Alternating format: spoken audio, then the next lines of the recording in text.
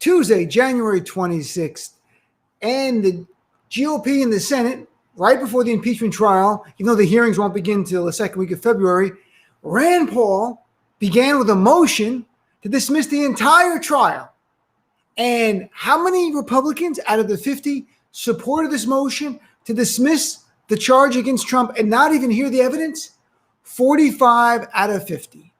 45 out of 50 Republicans chose to defend the insurrection instead of choosing to hold Donald Trump accountable. And that's what this is. There's no gray.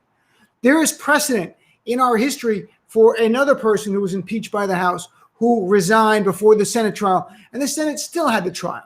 These GOPers know it. Almost all are lawyers. They're fully aware of it. But what they're doing is defending Trump at all costs. They only care about Trump. And, it's remarkable. When you see the evidence, there's only one conclusion that can be reached. Donald Trump incited an insurrection on January 6th to prevent the certification of the votes of Joe Biden. That's it. Over 60% of our fellow Americans agree with that. But Republicans don't. And that's all the GOP cares about. They're just like Trump now. They don't care about independents. They despise Democrats. They only care about their base. And they don't want this trial. They were hoping the trial would go away so Americans would not hear the story of Trump. And I'll just give you a little sample of what we're going to hear. I'm not even going to play the video here, and I'll play the audio of the new audio that came out in the last few days of people who were Trumpers, who had been at his rally, who walked right down to the Capitol, who had chanted, "Storm the Capitol" at his rally before they walked down. Donald Trump called the people there on January 6th for one reason. It wasn't election day. It wasn't even in a weekend. It was the middle of the week. He called them there to have a rally that would end at the same time the certification of Joe Biden's electoral votes would happen. And at this rally, he said point blank, a call to action. Now, this call to action on election eve would have made sense because you can say, well, he's calling them to go vote. By the time, and I'll read some of the words, just a few. The time Donald Trump said these words, there was no peaceful option to prevent the certification of the votes.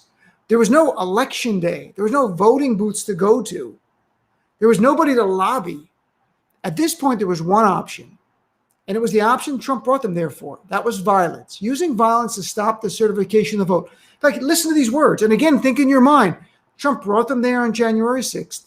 He had the rally at the exact time to end so they can walk to the Capitol. And this is not election eve. There is no peaceful option to prevent the certification. He said things like, our country has had enough. We will not take it anymore. We will stop the steal. He also told them they want to steal the election. The radical left knows exactly what they're doing. They're ruthless. And it's time that somebody did something about it. Well, what would that something be? It's not election eve. You can't vote. But there's more. He went on to say, we want to go back. We want to get this right, because we're going to have someone in there that should not be there, meaning Joe Biden, and our country will be destroyed. And he adds, we're not going to stand for that. And he repeated that later, saying, we are stuck with a president who lost the election by a lot, and we have to live with that for 4 more years. And then he adds, we're just not going to let that happen. We're just not going to let that happen. We're not going to stand for that. It's time someone did something about it. Stop the steal. Again, there was no peaceful option to accomplish any of those things, and Trump knew it. The crowd was cheering, fight for Trump, fight for Trump. They were also cheering, and as we heard from, a new video came out from this group, Just Security, which cut it together, people chanting, storm the Capitol, while Trump was there, cheering, storm the Capitol. And they went down there, and they stormed the Capitol.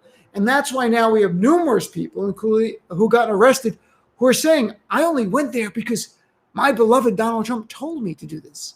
There was a man just yesterday in Texas, man, who was charged with threatening AOC's life, who said, I was in Washington, D.C. on January 6th because I believed I was following the instructions of President Trump.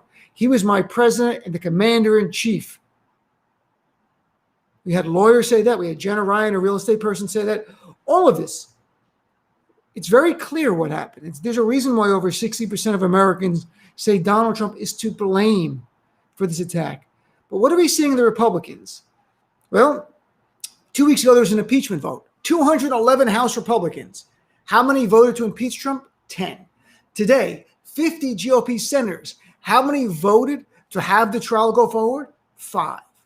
To sum it all up, my friends, out of a Congress of 261 Republicans, between the House and the Senate, of 261 Republicans in the House and the Senate, how many voted to hold Trump accountable for inciting an insurrection? 15. That's 5%. So who defines the GOP? Who defines them? Is it the 5% of the good ones? Are we supposed to say, oh, you see, one day they're all going to be like the good ones? Or is it 95% of those who defend Donald Trump's insurrection? That's what they are doing. Let's not play games. And that's the way this must be framed. You have a choice. You stand with America or you stand with Trump's insurrection. You stand with an attempted coup. And that's where they stand. Look, listen to them. Listen to the deafening silence of the GOP. Do you hear them? They're not only not denouncing Trump, they're not denouncing by name QAnon. They're not denouncing the Proud Boys. They're not denouncing the militia. They're not denouncing the 22% of Republicans per a Reuters poll who supported the insurrection. They're not denouncing any of them. Instead, they're defending Donald Trump at all costs. It's not hyperbolic to say that the GOP now views violence as one of the weapons to acquire and retain power. That is also the academic definition of fascism. That's where we are. I say fascism. I've never said it before, about 5 months ago, when Trump began defending violence. Now I say fascism all the time. And I don't say it to mirror their claims that we are socialists, because that's inaccurate. What I say it for, because it's the truth, and it's to alert people to where we're going. The Republican Party is going down the road of using violence to acquire and retain power. It's going to be in their arsenal, just like voter suppression, just like every other undemocratic mean, but this one will result in people being injured or killed, like we saw on January 6th.